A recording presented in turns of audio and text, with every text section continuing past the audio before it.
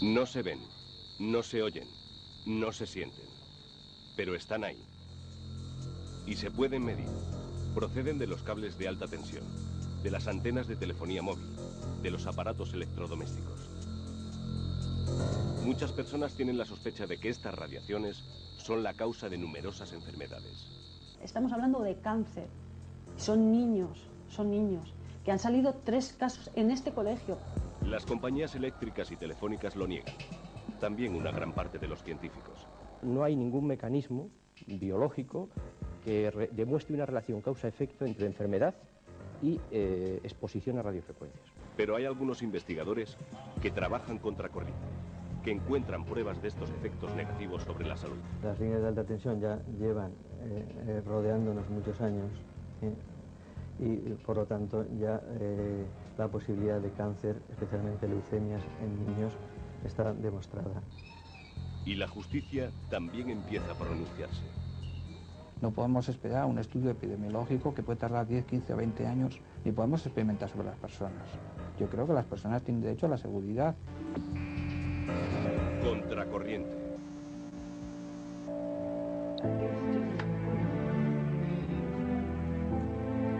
Hemos hecho una ficha. Carla tiene 5 años. Está delgada y lleva el pelo corto. Y no porque le guste llevarlo así. La enfermedad que la tuvo al borde de la muerte hace solo unos meses le ha dejado algunas secuelas. Pero ahora ya está recuperando todo el pelo que perdió con la quimioterapia. Laura, su amiga y compañera de clase, es ahora la que está en el hospital. Ella también ha perdido todo el pelo a causa del tratamiento que recibe contra la leucemia. Este es el Colegio García Quintana de Valladolid, del que Laura y Carla son alumnas de primaria. En poco tiempo, el 50% de los casos de cáncer infantil de Valladolid ha afectado a alumnos de este centro. Todo comenzó en enero de 2001, cuando a Carla Díez le diagnosticaron una leucemia linfoblástica. Ella sería la primera, pero no la última. En la historia del colegio nunca había pasado nada igual. Y aparentemente, solo una cosa ha cambiado. Hasta que aparece el tercer caso de leucemia allí en el colegio, que es el tercer caso, es de una niña que está en la misma clase que Carla. Y bueno, pues ya había rumores, ¿no? Y Carla fue la primera niña, ¿no?, del colegio, luego hubo otro niño, ya empezamos con a ver si es motivo de las antenas. Los padres dirigen sus sospechas hacia estas antenas de telefonía, situadas enfrente del colegio. En diciembre de 2001, un juez ordena su desconexión. Los padres consiguen así su principal objetivo. Pronto, algo empañará su victoria. Una corriente de inquietud recorre España. Y casos como el de Carla y Laura aparecen en diferentes lugares. Enfermedades y síntomas extraños, en un grado excesivo, y que los vecinos asocian a la proximidad de antenas de telefonía móvil, cables de alta tensión o transformadores eléctricos. Como este, de la calle Palleter, en Quart de Poblet, un pueblo a pocos kilómetros de Valencia. Aquí residen 8 familias, 2 por planta. El bajo del edificio está cerrado herméticamente. Tiene un ocupante especial. Los vecinos temen que aquí, tras esta puerta metálica, se encuentre la causa de algunas de las enfermedades que padecen desde hace años. Me da miedo cuando veo que se da demasiado cúmulo de circunstancias que son similares dentro de una finca de 8 vecinos, que sí que se han dado muchos casos, que no es normal, que hay mucho cáncer por todos los sitios y que habrá sido casualidad. Evidentemente, es mucha casualidad que en una escalera de 8 vecinos hayan habido problemas en 6 casas. Es mucha casualidad. Merche Atienza ocupa la vivienda que hay justo encima del transformador eléctrico. Mira, esta es la habitación que está justo encima del transformador y donde, claro, evitamos lo máximo posible que estén los niños aquí en la habitación, porque ya la verdad es que le hemos cogido un poquito de miedo y hasta manía. En la primavera del 2001, Merche tuvo que ingresar por segunda vez a su hija Tania en el hospital. Sufría fuertes dolores de cabeza, pero los médicos no supieron decirle por qué los tenía. La chiquilla la ingresaron y dijeron que tenían que hacer TAC, resonancia y tal. A mí se me vino el mundo encima, porque tengo un familiar muy cercano, que vive muy cerca del transformador también, que realmente lo pasamos bastante mal con ese tema. porque les detectaron un tumor cerebral y muy pequeñito. Y entonces, claro, creías que podía pasar una cosa similar. Vale, también. Merche nunca había relacionado sus dos amenazas de aborto, ni los problemas de su hija Tania, ni el insomnio, ni los casos de cáncer con el transformador. Hoy ya no lo tiene tan claro, y el resto de sus vecinos tampoco. En España, unas 55.000 familias viven cerca de transformadores como este. Son pequeñas subestaciones desde las que se distribuye la electricidad a los hogares. Antes, la corriente ha tenido que recorrer miles de kilómetros a través de estos cables y estas torres. Los colegios en los que he estudiado, todos, por desgracia, están cerquita de las torres, o sea, pero demasiado cerca, pongámosle menos de 50 metros incluso. Está envuelto todo el barrio en torres, o sea, vayas por donde vayas, te sale una torre. Jesús González es músico y tiene 22 años. Desde que nació ha vivido en estas calles del barrio de Orcasitas, al sur de Madrid. Pero algo estaba aquí antes que él. Antes que los edificios, que los parques, que la biblioteca. Estas torres de alta tensión han acompañado la vida de Jesús desde que de pequeño se columpiaba en la que apenas dista 50 metros de su casa. Ya del principio que vinimos nos dijeron lo de las columnas, que esto lo iban a quitar. Y fíjate, han pasado 26 años y no las han quitado. Entonces, pues bueno, lo tenemos solicitado, hemos removido Roma y Santiago y no nos han escuchado para nada. Que sí, nos iban dando largas y nada, y hasta ahora. Las torres, o columnas como las llama Soledad, la madre de Jesús, se convirtieron con el paso del tiempo en un elemento más del paisaje. Ni a Soledad, ni a su hijo, ni a los otros vecinos del barrio les gustaba tenerlas tan cerca, pero la costumbre las volvió casi invisibles. Hasta que a Jesús le diagnosticaron un linfoma de Hodgkin, un cáncer linfático. Jesús, Carla y Tania ponen caras y nombres a un temor que afecta a miles de ciudadanos en toda España. Un temor a algo que no se ve, no se huele, no se toca. Está ahí, cruzando el paisaje, rodeando las viviendas, introduciéndose dentro de ellas. Un fantasma llamado campo electromagnético. Estos cables transportan la corriente eléctrica y se supone que la electricidad circula solo por dentro de ellos. Pero no es así. También por fuera se crea un campo electromagnético capaz de encender un tubo fluorescente, sin ni siquiera tocarlo. Estas antenas han poblado miles de azoteas en todo el mundo. Para poder funcionar transmiten unas señales que llevan asociado un campo electromagnético. Y de estas radiaciones se sospecha, desde hace varias décadas, que pueden afectar a los seres humanos. Muchos científicos tratan de averiguar si estas radiaciones pueden promover graves enfermedades en personas que viven cerca de ellas. No han conseguido ponerse de acuerdo hasta ahora. Mientras tanto, siguen sucediéndose los testimonios de cientos de personas que afirman sentirse afectados por ellas. Es el caso de los vecinos de Jesús, en el barrio de Orcasitas, en Madrid. Primero, que nos parece demasiado alarmante de cáncer. Los datos nos parece bastante fuertes. A lo largo de varias semanas, los integrantes de esta comisión han estado tratando de averiguar si su salud está afectada por los campos electromagnéticos. El bloque 4, de 40 vecinos, se han entrevistado a 20 y han salido 11 casos. Y las conclusiones a las que están llegando son, como poco, inquietantes. Departamento de Especialidades Médicas de la Universidad Carlos III de Madrid. En este laboratorio, el doctor José Luis Bardasano observa a través del microscopio los cerebros de varias ratas. Todas ellas han sido expuestas a la acción de campos electromagnéticos. Es evidente que los campos electromagnéticos tienen un efecto sobre los seres vivos, simplemente por el hecho de que somos de naturaleza bioquímica, pero también somos de naturaleza bioeléctrica. Si hay unos campos electromagnéticos externos, simplemente por las leyes de la física, la inducción, tiene que haber un efecto. Puede ser beneficioso o también puede alterar los ritmos biológicos y conducir precisamente a un estado alterado, a una patología. Transformadores, líneas y torres de alta tensión. repetidores de telefonía. Como muestra esta gráfica, todos emiten radiaciones de distinta frecuencia. Son las llamadas no ionizantes y se supone que no producen efectos sobre los seres vivos.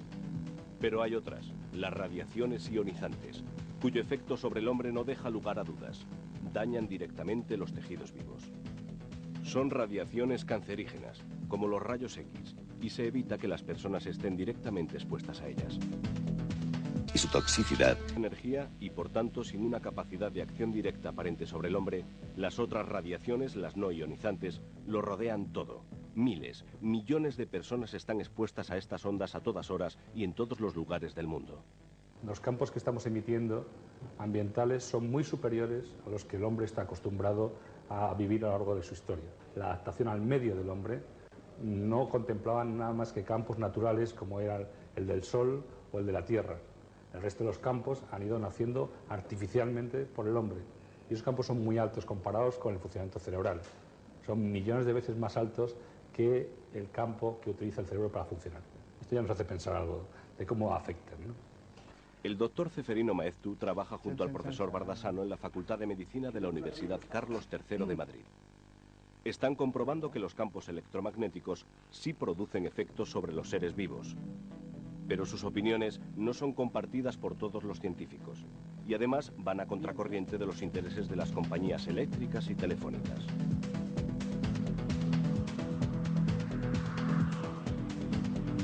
En otra facultad de medicina, en Valladolid, el profesor Juan Represa también realiza investigaciones sobre campos electromagnéticos.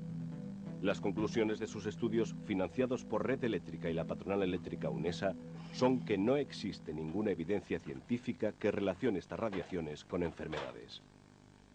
La falta de información genera una sensación de peligro, y esa sensación de peligro, de percepción distorsionada de algo que no es un riesgo, pero que se percibe como tal, puede explicar muchas de las enfermedades que se están achacando a los campos electromagnéticos. Alguien ha metido en el consciente colectivo que es peligroso.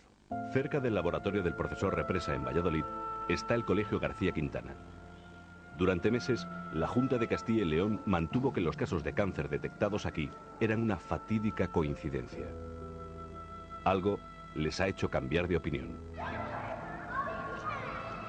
Enero de 2002. Las aulas del García Quintana están desiertas. A un niño de 6 años acaban de diagnosticarle otra leucemia linfoblástica. Él es el cuarto caso. La Junta de Castilla y León cierra temporalmente el colegio.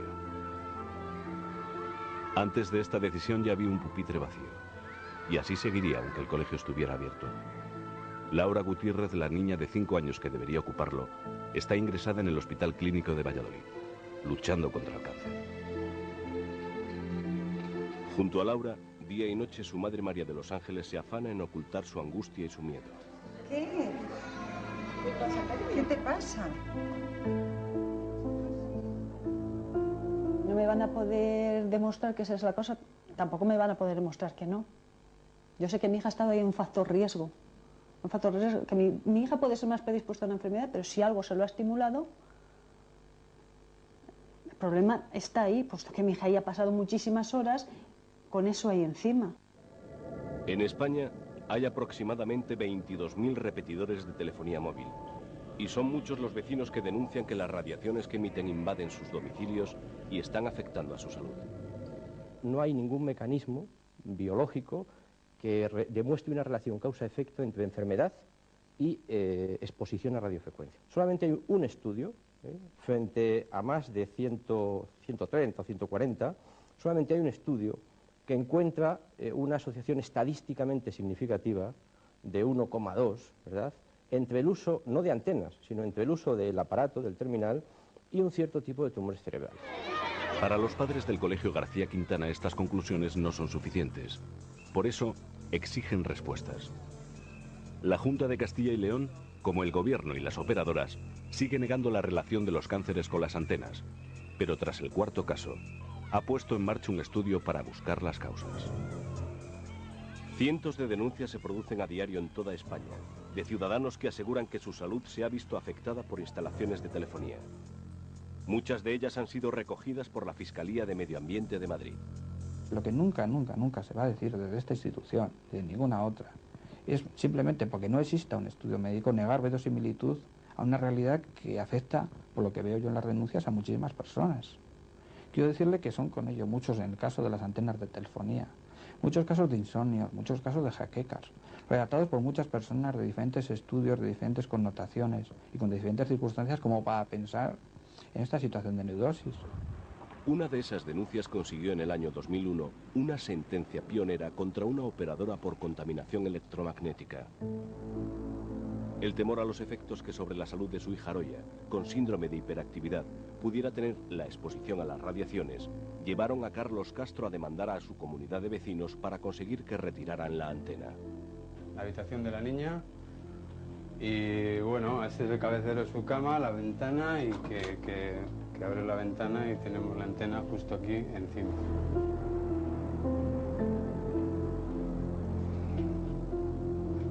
El testimonio del catedrático de psiquiatría de Bilbao, Ángel González Guija, fue fundamental en este juicio. Si tales ondas se producen por nuestro cerebro, porque no van a poder ser en fin, interrumpidas, alteradas, perturbadas en general por otros campos que puedan originar ondas similares o de más incidencia. La niña había empeorado. Basándose en estos testimonios, el juez estableció que las radiaciones invaden el hogar de los Castro y obligó a desconectar la antena. La compañía inculpada, Vodafone, que era por entonces Airtel, ha recurrido la sentencia. Esa sentencia es una sentencia inquietante y además entendemos que no adecuada, porque cuando a alguien le condenan a demostrar la inocuidad de algo, es absolutamente imposible. Por lo tanto, esa sentencia, desgraciadamente, es una sentencia imposible y mal hecha. Para Vodafone, empresa con más de 100 millones de abonados en todo el mundo, detrás del miedo y de las protestas ciudadanas se esconden los intereses de ciertos sectores que quieren sacar un beneficio económico de hacer mediciones y de sembrar la alarma. Sígame. En el bufete de Alberto Arrate se reciben cientos de llamadas provocadas por lo que las empresas del sector denominan alarma.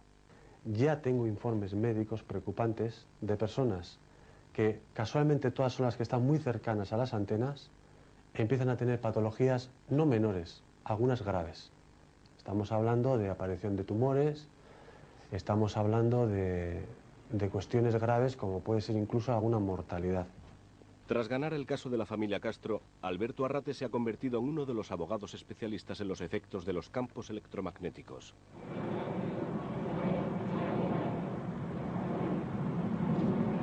Raúl. El abogado Alberto Arrate espera la llegada de un vuelo de Valencia. Viene Raúl de la Rosa, experto que realiza mediciones por toda España. Hoy, junto al psiquiatra Ángel González Guija, van a reunirse con miembros del Ayuntamiento de Bilbao que quieren recopilar toda la información posible sobre la exposición de sus ciudadanos a campos electromagnéticos. Ese sistema endocrino. Hace 15 años que Raúl de la Rosa empezó a interesarse por los efectos de las radiaciones electromagnéticas. Teniendo en cuenta que especialmente sensibles son las personas pues con su sistema inmunológico o bien aún por desarrollar, como el caso de los niños, o bien aquellos que están enfermos o que son ancianos. Como presidente de la Asociación de Estudios Geobiológicos GEA, de la Rosa es uno de los principales referentes cuando se habla de la contaminación electromagnética.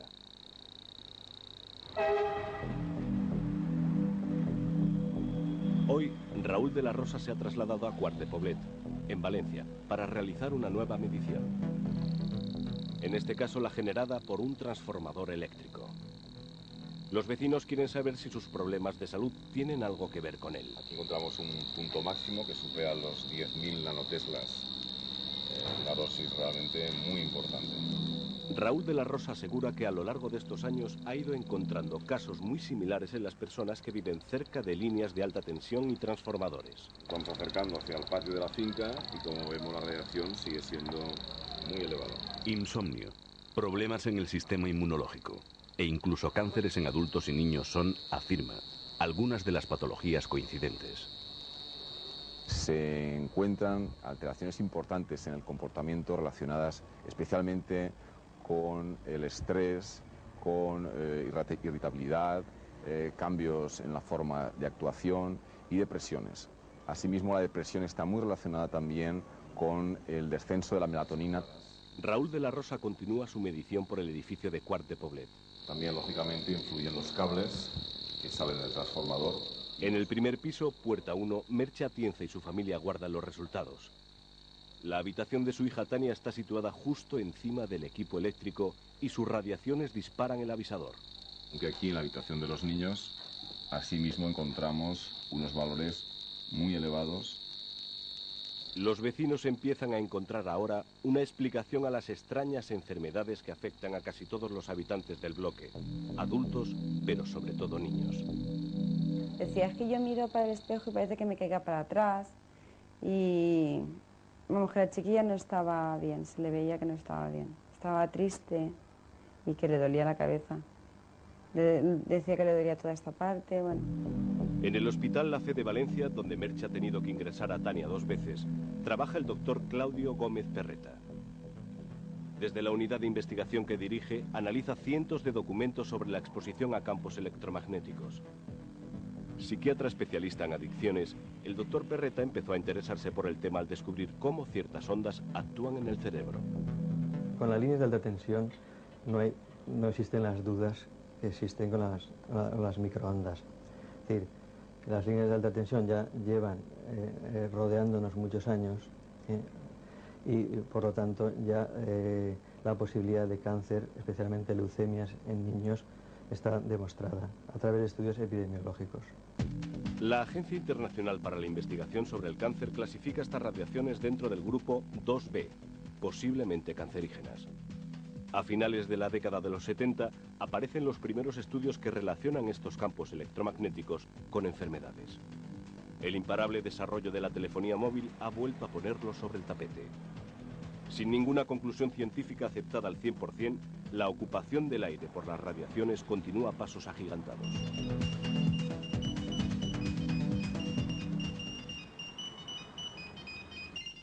Unidad de Investigación del Hospital Ramón y Cajal de Madrid. El científico Alejandro Úbeda coordina varios estudios financiados por Telefónica y la eléctrica Endesa. Los estudios de laboratorio en general no han dado una evidencia consistente de efectos nocivos. Y lo otro son los estudios epidemiológicos, que son estudios hechos con grandes poblaciones, que no han mostrado cáncer en adultos, y algunos estudios recientes, muy amplios, han mostrado un incremento de leucemia ligero, muy sutil, en algunas poblaciones de niños expuestas a campos realmente muy intensos. Los científicos y las administraciones no logran ponerse de acuerdo ni en los posibles daños de estas radiaciones ni en las distancias de seguridad. Mientras tanto, la convivencia entre estos aparatos y quienes aseguran sufrir sus efectos se torna cada día más difícil. Cuando la pasó a la otra niña, cuando la pasó a Carla fue cuando me enteré que estaban esas antenas ahí, porque yo antes entraba en el colegio, dejaba a mi hija y no miraba para arriba, sinceramente. A María de los Ángeles Lerma la vida le cambió radicalmente cuando en septiembre de 2001 a su hija Laura, de 5 años, le diagnosticaron una leucemia linfoblástica de alto riesgo. Desde entonces su vida transcurre dentro del hospital en el que Laura está ingresada, sometida a tratamiento para controlar la enfermedad. Hemos estado 46 días encerrada en una habitación, los últimos días eran horrorosos. O sea, los últimos días eran horrorosos porque decía una niña de 5 años, decía que era una mierda, que no valía para nada. Decía, soy una mierda y no valgo para nada, y no me llaméis Laura, llamadme mierda. Y tú no eres mi madre, y tú no eres mi padre, y marcharos y dejadme sola. Y de aquí no me voy a salir nunca, porque aquí no me están curando, aquí me están muriendo, decía. O sea, cosas muy duras. Que dijeras a una niña de 5 años, pues oye, es muy duro. Hoy, María de los Ángeles Lerma, como la mayoría de padres que llevan a sus hijos al Colegio García Quintana de Valladolid, cree que la causa de estas enfermedades son las antenas de telefonía situadas en esta azotea. Estoy convencido de que el problema está ahí en ese colegio, puesto que no es una enfermedad que se contagie. No es una varicela, no es un sarampión, no es una gripe que se contagie. Algo tiene que estar pasando.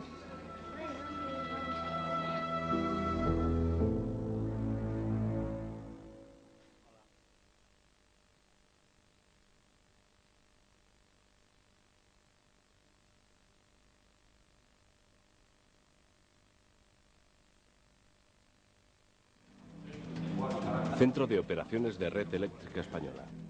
Desde aquí se dirige el abastecimiento de energía a todo el país.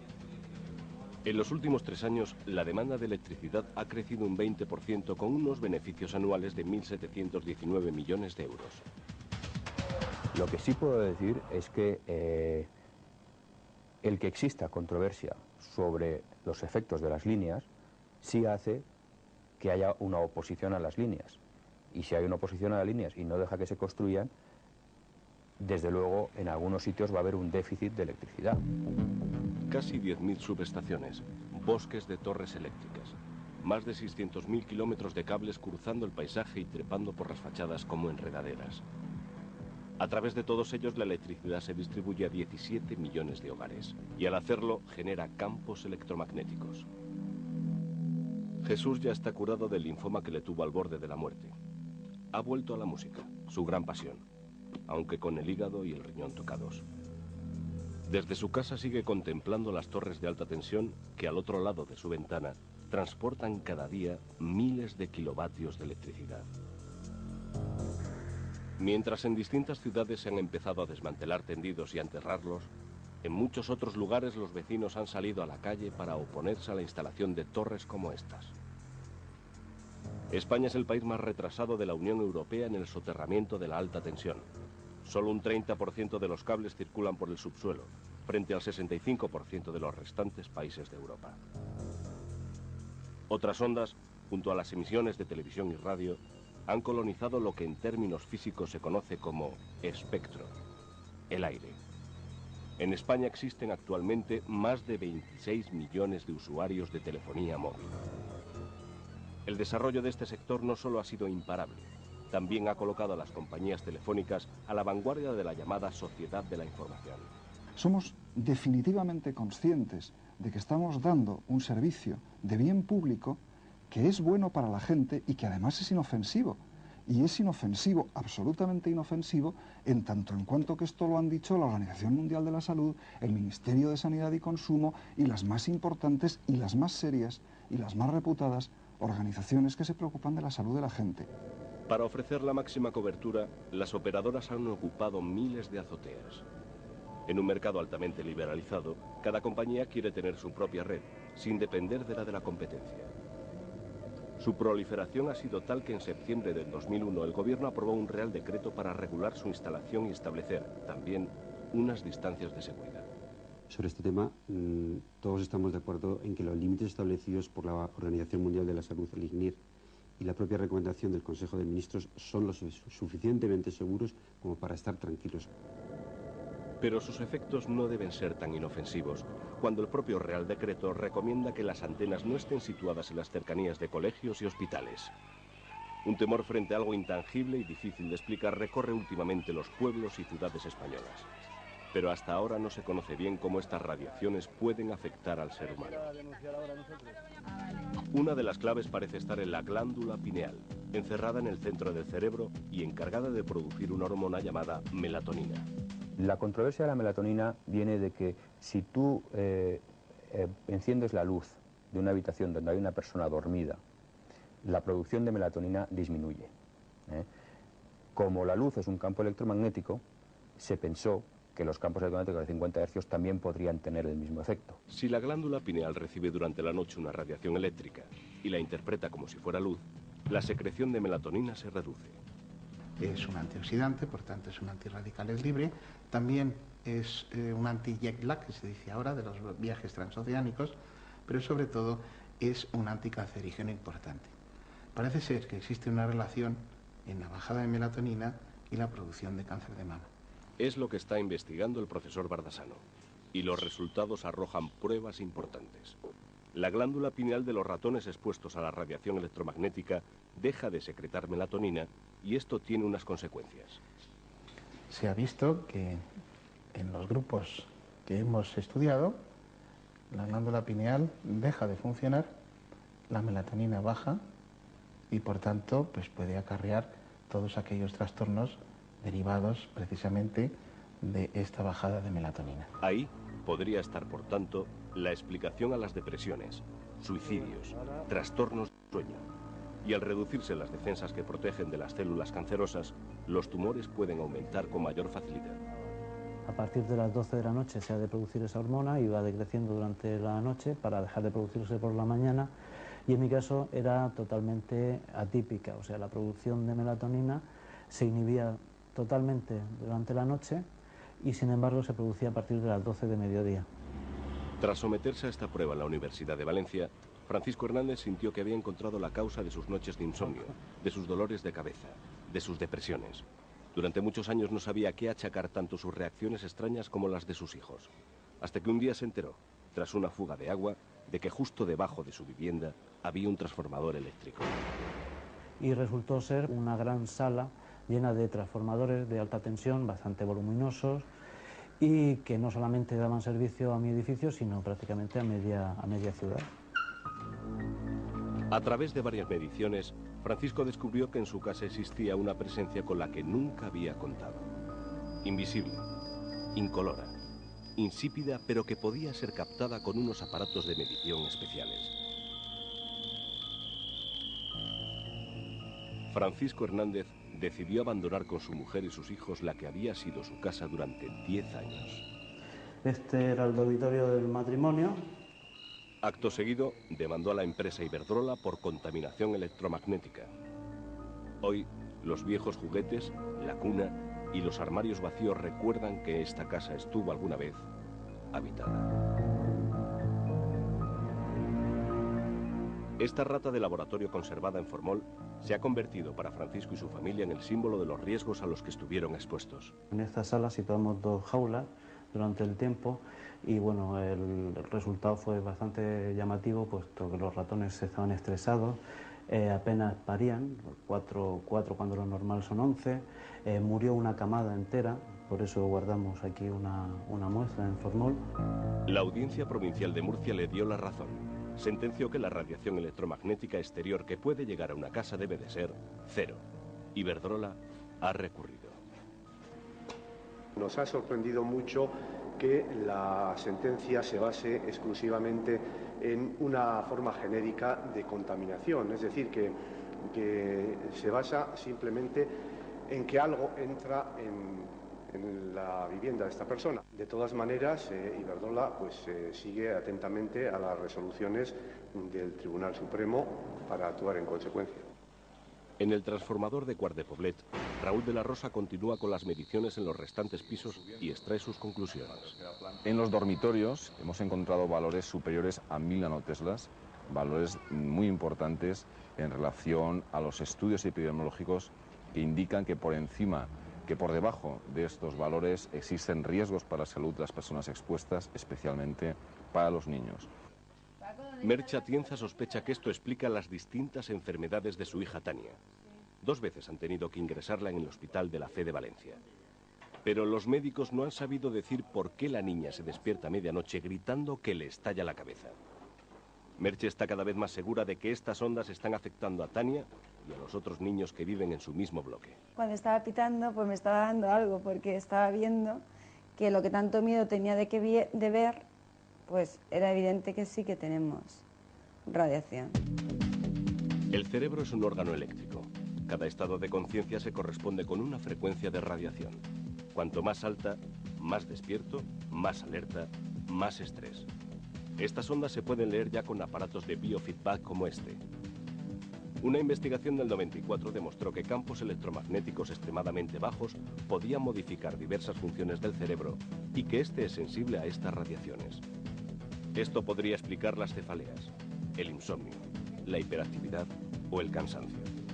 Para las empresas eléctricas, el temor que se ha extendido es infundado. Si al cabo de esos 25.000 estudios no hemos podido concluir, no nosotros, sino las agencias internacionales consultadas sobre este tema, no han podido concluir que exista realmente un efecto cancerígeno o el que sea de los campos electromagnéticos de 50 Hz, yo creo que es bastante, que nos asegura bastante a nosotros de que no estamos delante de un peligro real. Sin embargo, un estudio del Instituto del Cáncer de la Organización Mundial de la Salud señala que no se puede descartar que a una exposición a partir de 0,4 microteslas no se dupliquen los casos de tumores cerebrales en niños. La industria habla de que los campos generados por los electrodomésticos son mayores que los de las líneas. Esto es cierto, pero el decay, es decir, nadie duerme junto a un televisor encendido ni una nevera. Es decir, con que se separe 80 centímetros, 1 metro, el campo es cero. Sin embargo, si tiene una línea de 400 kilovoltios a 50 metros, en todos los puntos de la casa va a sobrepasar los 0,4 microteslas. Es lo que ocurre aquí, en Orcasitas. Jesús González vive con sus padres y su hermana Azucena a unos 50 metros de una torre de alta tensión. De las manchas, del cuello, porque se caía la piel, todo. El cáncer linfático sufrido por Jesús es la más grave, pero no la única enfermedad que habita en esta casa. Me mareé, o sea, perdí el conocimiento, me encontré muy mal, me empezaron como a zumbar los oídos así y como ganas de vomitar. Y cuando llamé a mis padres, porque claro, me daba todo vueltas, me encontraron en el suelo. Insomnio, depresión, dolores de cabeza. Una difusa patología en la que es difícil saber dónde empiezan los síntomas objetivos y dónde la sugestión, el estrés y el miedo. Sí, pero bueno, al fin y al cabo vas recordando lo que has pasado y lo cómo estás. Las torres son malas. Las torres, o sea, que se entierren, pero tampoco les voy a poner de culpable ni señalar con el dedo ni a la torre ni a nadie. Simplemente es una casualidad que veamos si es casualidad o no. Simplemente. El caso de Jesús González es uno más de las decenas que Emilia y María José van anotando durante su encuesta. Por lo del problema que tenemos con las torres de alta tensión, venimos haciendo una encuesta. ¿Me puedes decir si en tu familia hay o ha habido algún tipo de tumor, cáncer o alguna enfermedad? Sí, mi hijo Jesús. ¿Y qué tipo de tumor? Un cáncer linfático, la enfermedad de Hawking, como quieras llamarlo. Ellas no son médicos, ni tienen los conocimientos necesarios para realizar un estudio epidemiológico, pero desde hace varias semanas recorren su barrio preguntando a los vecinos por su estado de salud. Buenas tardes. En 1998, la Fiscalía de Medio Ambiente de Madrid recomendaba el inmediato enterramiento de las líneas de alta tensión que atravesaban el barrio de Orcasitas. Sí, mi marido. 4 años más tarde, las torres seguían aquí. Por eso los vecinos se han movilizado. Sí, mi madre. ¿Y qué tipo de tumor? Un meningioma. Aunque los datos que recogen los vecinos de Orcasitas no tienen más valor que el informativo, otros estudios epidemiológicos hechos por científicos llegan a las mismas conclusiones. Yo. Los investigadores del prestigioso Instituto Karolinska de Suecia han encontrado una asociación entre proximidad a líneas de alta tensión y una mayor incidencia de cáncer, especialmente leucemias en niños. Si fuera cierto que esos campos magnéticos fueran nocivos, provocasen leucemia, la probabilidad de que nuestro hijo adquiriese esa leucemia sería de un caso en 50.000, un caso en 70.000, una probabilidad muy baja en todo caso, y la leucemia se cura. A pesar de estos llamamientos a la calma, los vecinos del madrileño barrio de Orcasitas quieren comprobar por sí mismos si por estar más cerca de las torres de alta tensión en sus viviendas hay más casos de cáncer. A las 8:30 vienen a por ella. Lo que no es normal, por ejemplo, que en este bloque que vivimos 40 familias, pues hayamos sacado 22 tipos de cáncer. O sea, es un índice, yo creo, que muy alto. La administración niega que existan datos que justifiquen esta preocupación, pero los vecinos quieren que entierren las torres que llevan a su lado tantos años.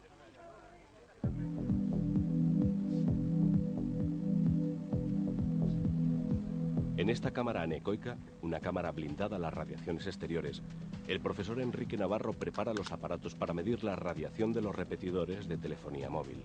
La radiación no se ve, no se oye y en principio pues no se sabe si molesta o no. Lo que es obvio es que el espectro de radiofrecuencia es un recurso que se utiliza para comunicaciones y en ese sentido pues a más vías de comunicación utilizando el espectro radioeléctrico pues lo vamos a tener más lleno. En el aire están, aunque no se vean, las llamadas autopistas de la información. Y una parte de estas carreteras invisibles las ocupan las comunicaciones vía móvil. En esta plaza del centro de Valencia, el doctor Perreta, junto con el profesor Enrique Navarro, realizan una medición para el estudio que están desarrollando. Su objetivo es averiguar si la radiación emitida por las antenas de telefonía móvil causan algunos efectos en las poblaciones expuestas. Existe una fatiga, puede existir una fatiga de tipo crónica, Estas alteraciones cardiovasculares están de alguna manera evidenciadas dentro de este síndrome, e incluso alteraciones electroencefalográficas, un disconfort, un nerviosismo, una ansiedad. Estas ondas atraviesan paredes, muros de cemento, recorren largas distancias. Para ellas no hay obstáculos. También son capaces de atravesar los huesos que protegen el cerebro humano. Pero en lo que los científicos discrepan es en los efectos que pueda causar. El problema es que en el caso de la telefonía, la tecnología ha sido tan rápida, la expansión y la implantación, que ha generado una falta de información y una desinformación en paralelo, ¿verdad? Falta de información y desinformación que hacen que se perciban unos riesgos que realmente no son como la gente los percibe. Y eso puede hacer que alguien enferme por motivos psicológicos. Es lo que algunos expertos, gobiernos y operadoras llaman percepción distorsionada de un riesgo.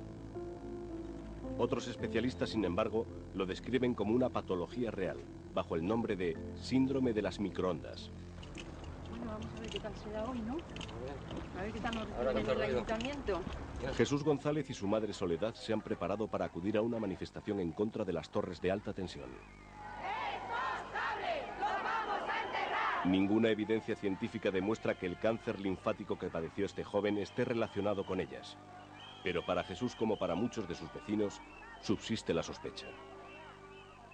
En septiembre de 2001, el Consejo de Ministros español aprobó una legislación que establece una distancia legal de seguridad para garantizar que la energía por microondas que llega a la población cercana sea inferior a la de calentamiento. Las cantidades que se establecen se refieren a vatios por metro cuadrado en el caso de campo lejano, es decir, de estaciones radioeléctricas, estaciones radiobase, de telefonía móvil, por ejemplo, que están comprendidas entre 4 vatios y 9 por metro cuadrado. Y por otra parte, en cuanto a la tasa de absorción, en el caso, por ejemplo, de teléfonos móviles, que son de amplia utilización por la población, pues se establece en 2 vatios por kilo de peso de la persona en cuestión. Gracias a este decreto, España se adapta a las recomendaciones de la Unión Europea sobre radiaciones electromagnéticas no ionizantes, pero algunos científicos consideran que sus medidas no son suficientes. El factor básico es de protección de la población, no el factor básico es de protección de la telecomunicación. Países como Italia o Suecia son mucho más restrictivos. Han colocado la salud por delante del desarrollo tecnológico. Un grupo de expertos reunidos en Salzburgo, Austria, establecieron los límites de seguridad en 0,1 microvatios por centímetro cuadrado. España, sin embargo, autoriza dosis casi 5.000 veces más altas, una diferencia muy importante. Salzburgo es una declaración de intenciones como ser vegetariano. Y hay cifras que se dan en Salzburgo que nos pondrían en la Edad Media. Juan Represa es uno de los asesores del gobierno español. Para las empresas el decreto es suficiente. Garantiza, dicen, la seguridad de las personas sin perder el tren de la sociedad de la información. ¿Renuncias a, digamos, a lo que es el desarrollo? Pues no, siempre que te estén asegurando que está dentro de los límites de seguridad. Es decir, mire usted, no me voy a morir de esto. Esto contribuye a que me muera. Pero, como todas las cosas. Pero yo creo que esto conceptualmente, y además dicho por el operador, pues no es creíble. Yo creo que esto en los médicos, que no sé Juan lo que habrá dicho, Juan Represa el hombre, o Úbeda, pero este es el mensaje que tienen que decir, que al final, vamos, no me meto en el pellejo de ninguno, coño, que es que uno se muere por 38.000 cosas. Que esta es una más, mire, indiscutible. Que esta es una más incluso para los que no usan la telefonía móvil, indiscutible. Y que los que usan la telefonía móvil no la usan, no deberían de tener este factor, sin duda. Pero joder, el mundo es como es. Es decir, a mí me gustaría no respirar el humo que echan los autobuses, pero no vamos a tener autobuses. Ministerio de Sanidad, Madrid. Bueno, los estudios de laboratorio pueden ser de varios tipos. Hay unos estudios in vitro. Los doctores Represa y Úbeda participan hoy en una jornada sobre salud ambiental organizada por el Ministerio de Sanidad, del que ambos son asesores. También son los científicos mejor valorados por la industria eléctrica y telefónica, que financia gran parte de sus investigaciones. Lo último que le puede interesar a la compañía privada es estar perjudicando con su tecnología a los ciudadanos, porque le puede pasar dentro de 4 o 5 años lo que ha pasado a las tabacaleras. El propio Real Decreto señala que, de manera particular, las estaciones radioeléctricas deben minimizar, en la medida de lo posible, los niveles de emisión sobre espacios sensibles como escuelas, centros de salud, hospitales o parques públicos. Esto es un elemento más de seguridad para evitar, por un lado, problemas y para evitar problemas de protestas o problemas de crítica respecto a la ubicación de las antenas, y por otro lado, por un principio de precaución y por un principio de protección sanitaria, que eso es el fundamento del Real Decreto, o sea, la protección sanitaria del ciudadano, ¿no? En el rostro y alegre de Carla están dibujadas las huellas del dolor y de la enfermedad. La cara delgada y el pelo todavía corto y algo lacio recuerdan su particular calvario de médicos y hospitales. Cuando le diagnosticaron una leucemia linfoblástica de alto riesgo, esta niña de Valladolid acababa de cumplir los 5 años.